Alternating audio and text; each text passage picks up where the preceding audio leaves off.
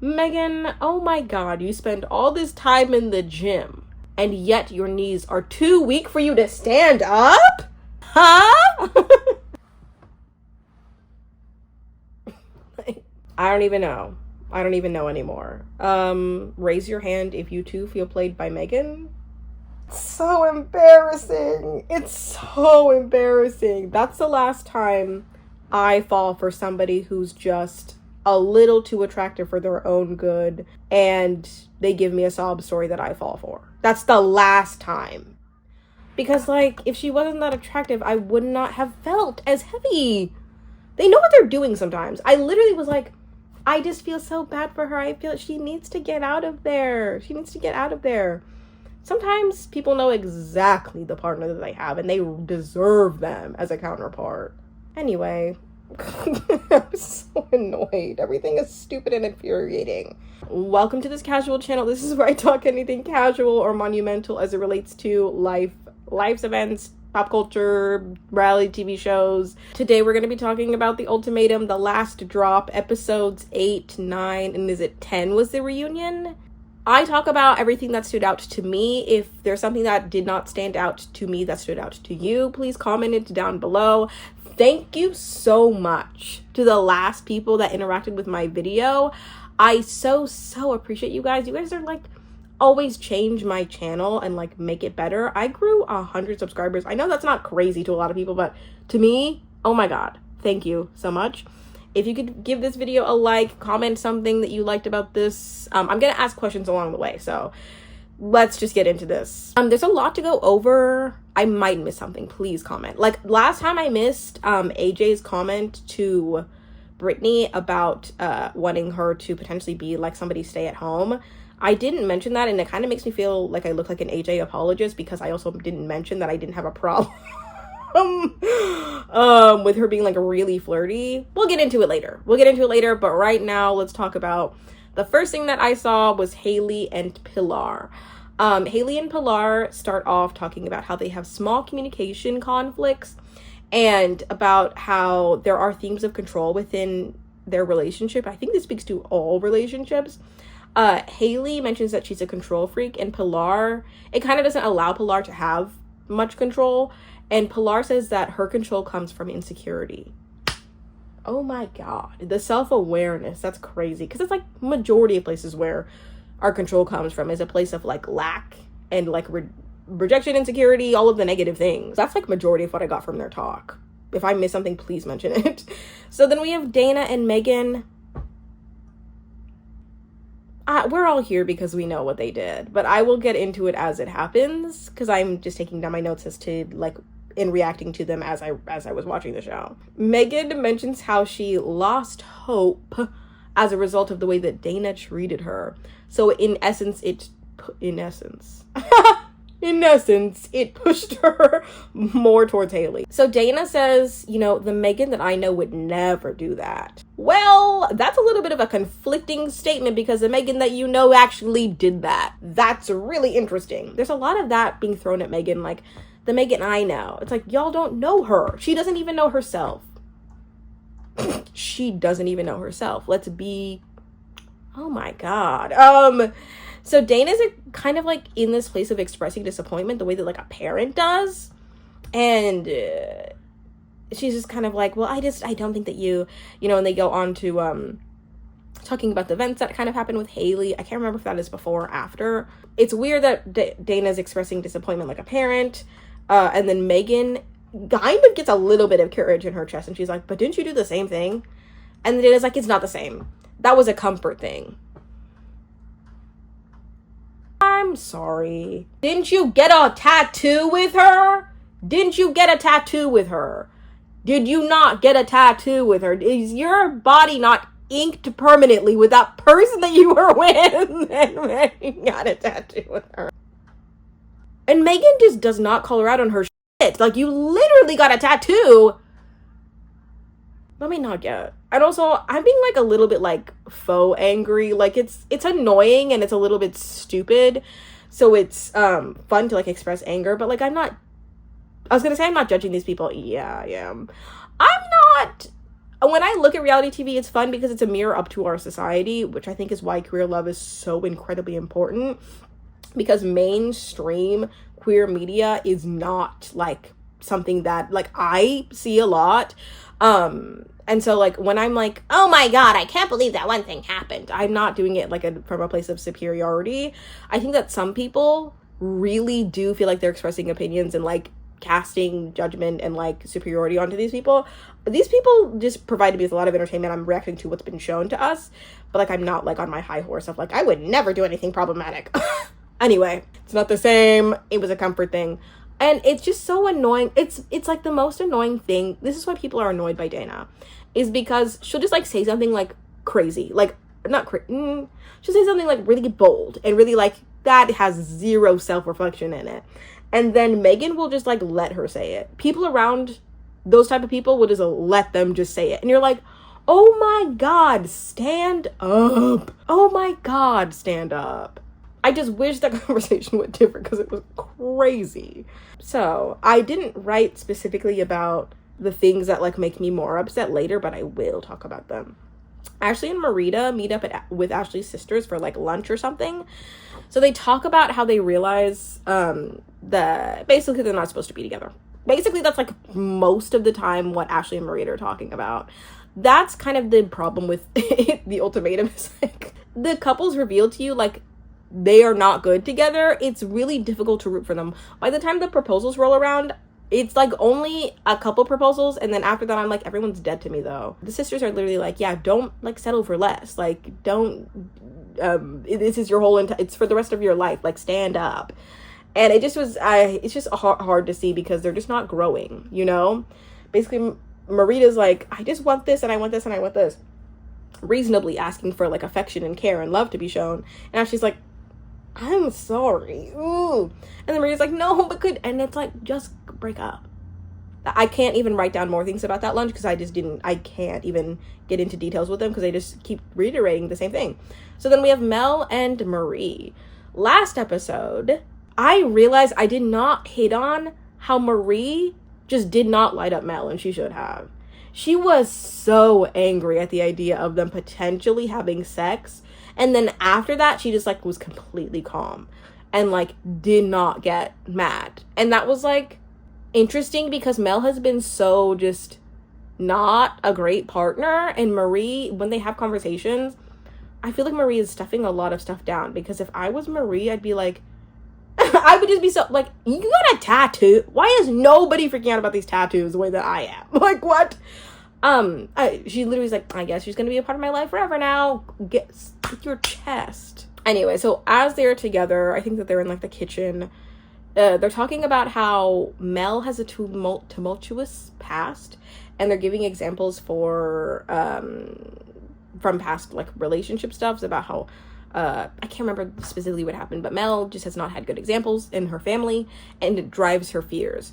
And honestly, I believe that Marie did not really do a good job of listening. Well, she maybe did a good job of like hearing what she wanted to hear, you know, because I feel like Mel was really just saying like, by the way, I'm not like, I don't know what the future, I don't know how to be a good partner.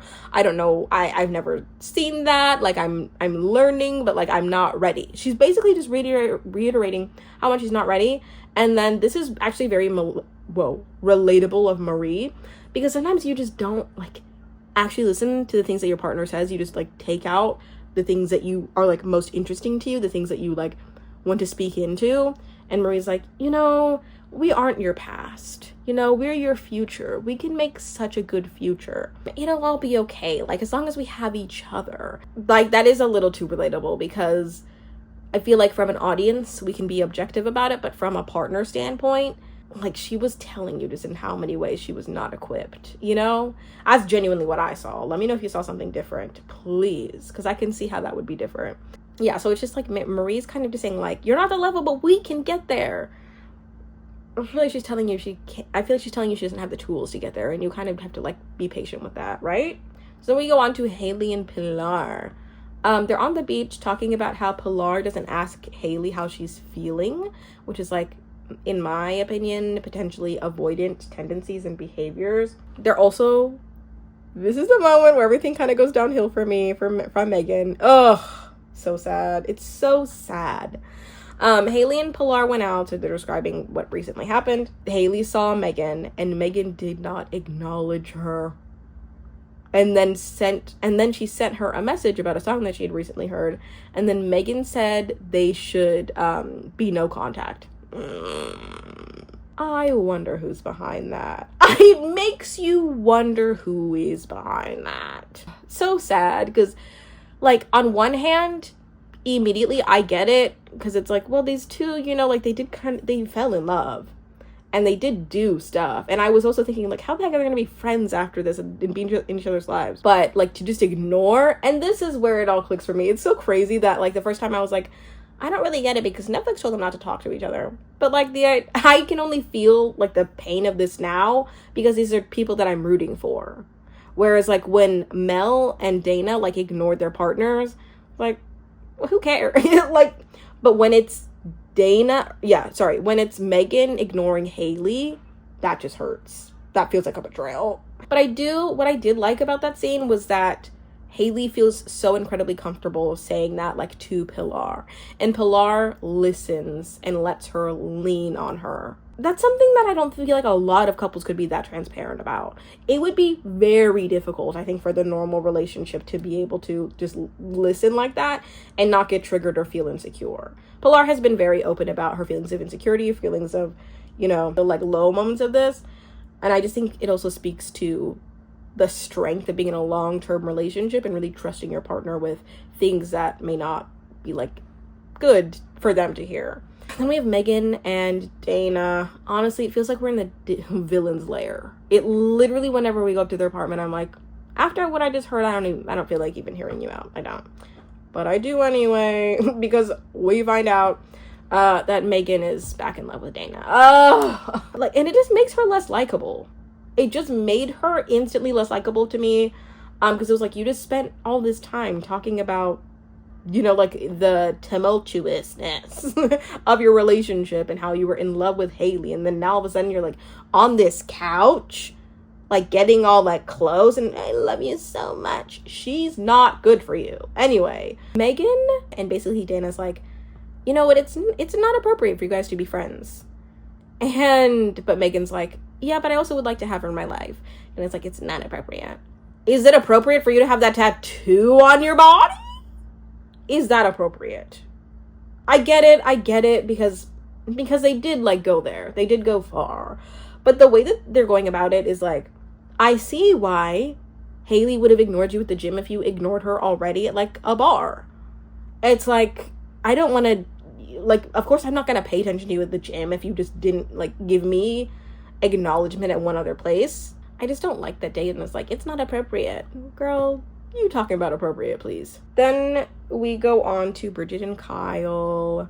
I like Bridget and Kyle. I really do. It just is that they gave us kind of nothing in the drama department, that it's hard to even stand by liking them, because all we see is, like, the fluff of it. I feel like they do get a little deep, but So we see them out to a meal with Kyle's family. Kyle's mom asks, do you see why you would get married versus just be together? Bridget does not understand the value of being married, so Kyle's mom says it's basically just about the difference in commitment.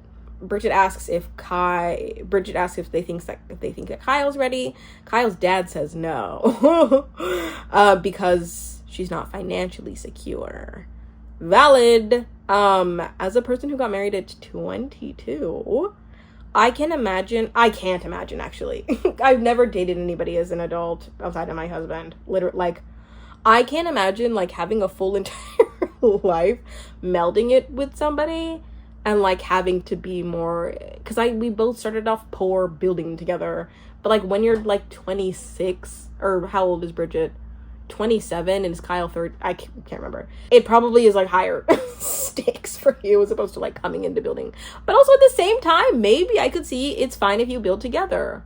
I have no idea what that would be like, dating in your mid-20s with your long-term partner and, like, wanting to get married, with no financial stability. So Bridget says, like, yeah, that's also the reason why I don't feel ready. Because apparently Bridget's mom is like, yeah, Pilar seems a little bit more mature, a little bit more established, because she has a big girl job, and you guys are just two struggling artists.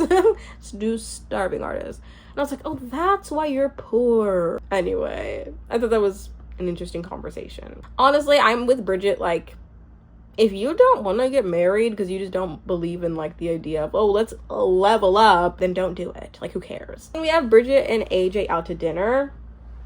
Oh, let me talk about my feelings about AJ. Sorry, did I say Bridget and AJ? What could have been, but what never was. Sorry, Brittany and AJ out to dinner. There are things I did not bring up about AJ from last episode. Yeah, I didn't like the whole staying at home comment because it was like, Brittany immediately said, do you know how I was after that? I don't know. It's kind of triggering as a woman. I mean, these are all women, but like, it's kind of triggering to see somebody be like, yeah, no, I liked you staying at home. It's like, yeah, with the check I made out for this house, you want me to stay in this house that I bought? I can't even imagine. I think I would be like triggered a little bit and be like, I literally bought this with my like job money, and you want me to just leave that? It's never that serious. They were having an open conversation and it didn't turn horrible, so whatever. So I also didn't have a problem with AJ being flirty, and I know that like a lot of people did. The internet did not like AJ's like flirtiness and the way it came off. Personally, I kind of feel like, okay, if you come here with your partner and you're like openly flirty to everybody and your partner doesn't have an issue, I don't know. I don't feel like I have that issue. I feel like I get it. I do, because if I was Bridget, I would be on the same level. I'm very emotional. I'm very attached to people. So I would be on that same wavelength. As a viewer, I'm kind of like, well, if Brittany's not mad, how can I be? Genuinely. Also, there was a theory how Brittany and AJ potentially came on to just grow their business, which makes sense because they're talking about the business a lot. Even like the proposal was like, I just don't want to put number 2 to your business. Imagine if on the proposal, AJ was like, I just don't want to be put number 2 onto your business. Vitalux.Brittany on Instagram. I just really feel insecure. Like, it feels like, yeah, honestly, what's synonymous with Brittany is also her business. So maybe, let me know if you believe that theory or not. Brittany orders for AJ just like AJ likes. By the way, no, let me bring that up later. I was going to talk about how AJ speaks in third person. I was just about to bring up the fact that I was annoyed at how much I'm referring to AJ as AJ. So then AJ apologizes for Brittany and not letting her know that she's enough. As you should. Because it's so much of AJ feeling insecure and that being very apparent. And so she does say, you know, I just want to be seen as an equal. And she wants more. And Brittany says, okay, if you want more, be more. Stop talking about it. Period. Are you kidding? I swear, like, the amount of time somebody will come from a place of insecurity and just keep speaking on it. It's okay, just do it. Oh my God. I very much appreciated Brittany's response on that. That was great. Then Brittany also says, you're equating my career to who I am as a partner, which is not the same. Yeah, because bottom line, AJ has insecurities as a provider, but she really shouldn't, because, you know, like, they have a house. Brittany's like doing fine. It's like, it is, you like, they're valid, of course. I don't know anything about them. Like, I'm not saying that she shouldn't ever feel this way, but it's kind of like, you guys are good, right? So Megan and Haley talk at the cocktail. I skipped a few things. There's a little cocktail party. I was so excited when they mentioned the cocktail party. Of course, I'm just talking about the standout moments of these, so I might have skipped a couple things. Let me know if I missed anything. The thing that was most exciting to me was Megan and Haley talking, honestly. So that's probably why I typed this in. Everyone's kind of talking, catching up. I love the energy that the girls have when they're together. I love it. So Megan is kind of nervous about talking to Haley, and she's like, can I pull you aside? And Haley's like, I kind of don't want to, but sure. Oh, that moment where you're like, yeah, whatever. It was fun to see. So Megan admits to ignoring Haley for Dana's sake. It's such an uncomfortable conversation. So then Haley's like, you had treated me exactly the same way that you treated Dana. And then Megan doesn't even really, like, I feel like, notice the weight of that, of what she said.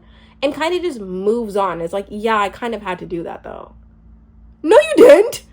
No, you didn't. You did not have to do that. Like, to just ignore somebody and then after that person texts you to be like, hey, I think we should cut things off. How about you grow up? How about you grow up and communicate properly? Like, the whole, it was either Haley or Dana and I chose Dana thing. I get that. Like, fundamentally, I do get that. But the way they're going about it is so annoying. It's so, it's regressive. Like, my issue with all of these couples is that although a majority of them get engaged, like, some of these people just don't grow. And then they're acting like they did, basically. So Haley's like, it was hard because, you know, I had to be so honest with Pilar and say that I was in love with you. And, you know, Haley's like being so for real, so vulnerable. And Megan's like, you know, I love you, but I was not in love with you. Oh! Huh? Literally, what? What the hell? And then Haley's like, what? I don't even know how I would react if I was her.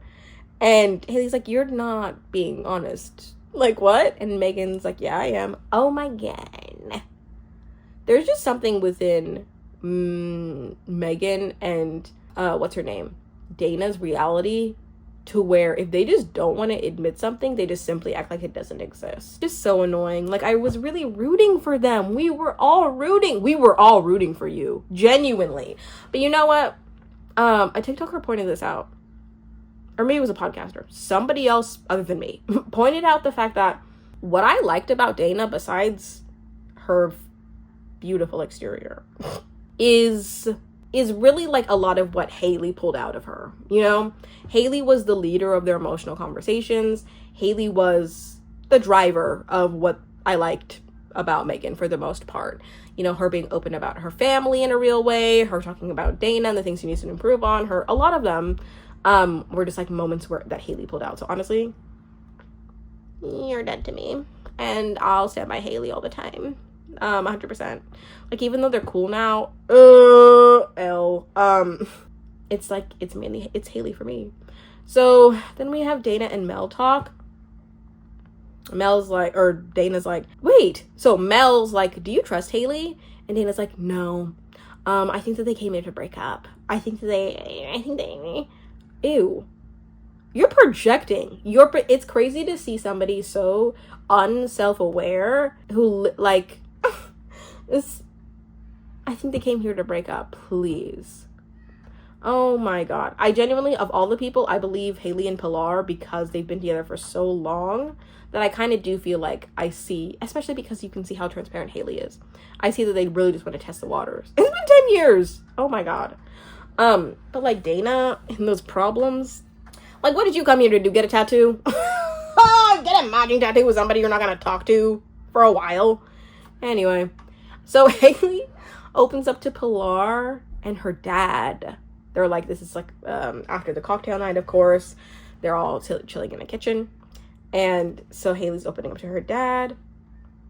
Bro, I have like on eyeliner and I got scared. I just wiped it away.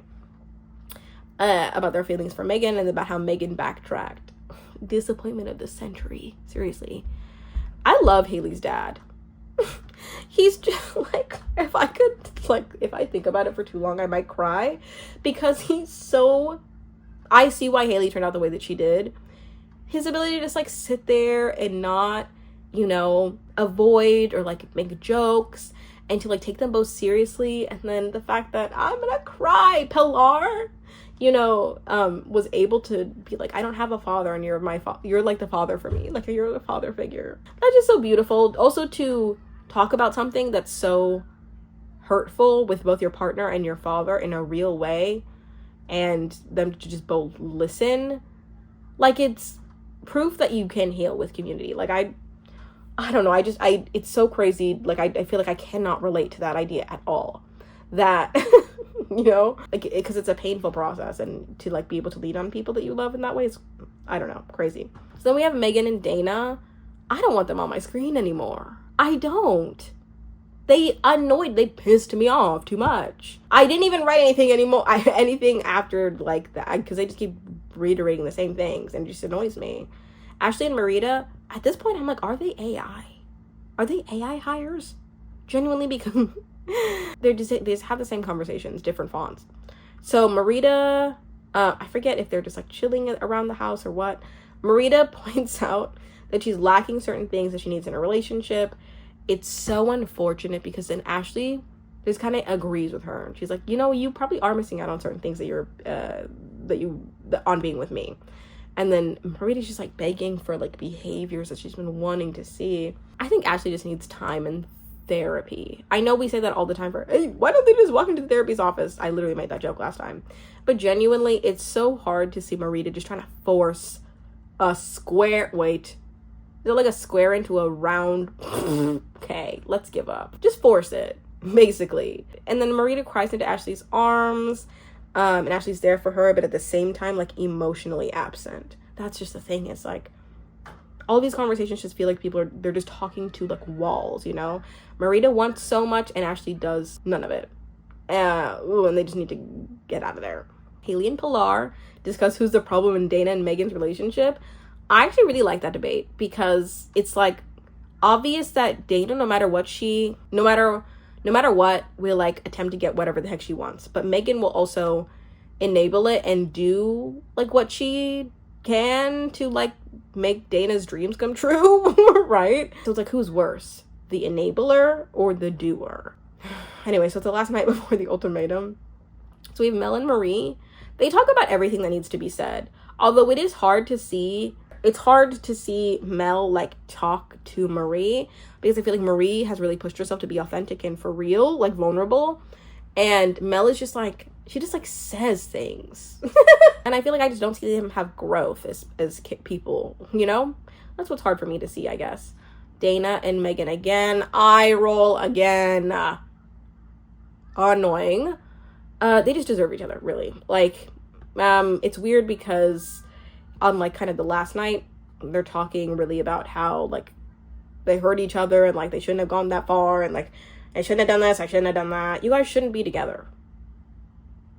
That's really what it comes down to. I really can't even speak more on that. I also watched a deleted scene from Netflix where they showed Dana and Megan meet up with her family, and we needed that. Like, I don't know why we spend time on like Ashley and Marita's and issues when we could be seeing a meetup with Dana and Megan. And they basically talk through their past, time in the trial marriages. And Dana's like, yeah, Megan hooked up with somebody. And then Megan's like, didn't you? Didn't you? Well, so what's that on your body that's permanently inked? Like, she didn't bring that up. She didn't bring up the tattoo thing, but she should have. Yeah, and there also was a deleted scene of Mel giving Marie a foot rub. Never needed that. Okay, so we have ultimatum day. I did forget to input this, so I'm just going to input this now before we go into the next part of my video. And so, first things first, we have Megan meeting up with Haley. Oh my god. Haley states nothing but truth. And Megan just avoids it, pretty much. Which is really devastating. Even after Haley gave her a gift. What the hell? Even though the gift was supposed to come, before the trial marriage ended, it was like, look at you, like you're such a good, caring person that you even give her a gift. I know she didn't give you anything. And so then Haley's like, I have to come to accept what happened in our trial marriage, but I don't think you're being honest. Yeah. And then Megan says, I have come to accept what's in our trial marriage, and I just realized I want different things. Different things?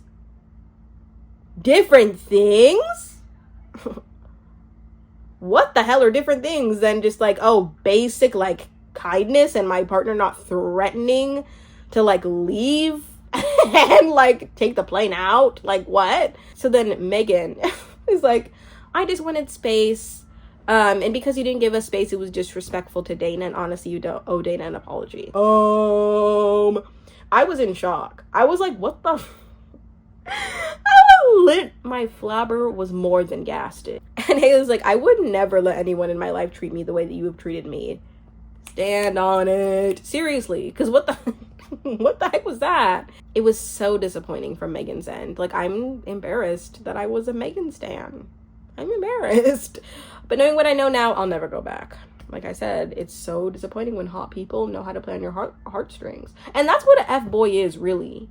Like, somebody who really knows how to, like, get to your, like, desires, and, like, somebody that will get you with vulnerability and then, like, completely backtrack, and then you're like, what the heck? Wait, what? Huh? So then we have both AJ and... I'm gonna go through these proposals kind of quick, honestly, because I really don't care too much. So we have both AJ and Brittany, both nervous for the day. I didn't think they were gonna get engaged after AJ said that she didn't sleep the night before, because that's like a no proposal indicator, to be honest. But then they get engaged, and it's like, oh yay, you guys are perfect for each other, oh my god. And Haley and Pilar talk. I wasn't rooting for Haley and Pilar until like the last couple of episodes, honestly, because it really showed how much strength Pilar has emotionally, and that's what Haley deserves, honestly. And the fact that they've known each other forever, that's so sweet. And we have Bridget and Kyle getting engaged, but it felt a little bit weird because Bridget said she didn't believe in marriage. So then it was like, should I be happy, or like, should I say stand up and like walk away because this isn't really what you want? And honestly, it kind of just goes downhill from there, because then we have Dana and Megan, they get engaged. Blah, dude, tomato, bro. Just like annoyed. I'm just like so annoyed with Dana and Megan. I can't even be happy for Mel and Marie. Whatever. Everybody gets engaged. And then we have the reunion. Honestly, I have like 4 things to say about them. 4 things to say about the reunion. Everyone's giving such fake kumbaya. It's disgusting. It makes me ill. We first catch up with AJ and Brittany. They're happy, but Mel is kind of salty about that first week. Mel, you're projecting things that should not be projected onto them. I did say it was a betrayal, but I kind of feel like, okay, I feel like you're more upset with Mel and the fact that she wasn't there for you as a partner. But at the same time, yeah, it was sad on AJ's part, but like at the same time, I kind of feel like that is one where it's like she had so much anger towards them that it didn't feel properly placed. Like a little bit of anger I get, but like so much just heat. She had so much heat for everybody. I feel bad for Marie. I really do. I feel like there's so much trauma and so many things that just need to be sifted through for her. And she has 3 jobs. God. I, at a certain point, was overworked and overwhelmed.